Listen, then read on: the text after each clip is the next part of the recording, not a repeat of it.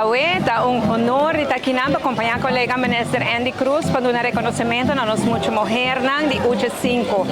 Na hunga aquí na Aruba, na sali campeón, nos me exportado de tempo apoiar e ave governo está dando un reconocimiento merecido.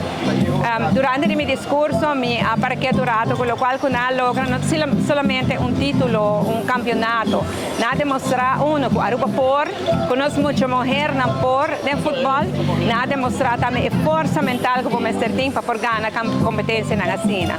E siamo agradecidos maior na família na que sostener de chiquito, eu tô sacrificando hobby para muito não portar exitoso e coaching staff, Aruba Football Bond Tour, quase sabe possível. E também colega minister Andy Cruz, que está pondo coração no deporte, combinando carteira na ensinança com o deporte, dando suficiente atenção ao deporte. Por isso, já timbia, ora que eu tenho carteira de ensinança, e sei porta já acaba assim na grande, que tu hobby reto para atender mensora, que talvez não tinha atenção para outra carteira, mas de caso aquela demonstrar que sim.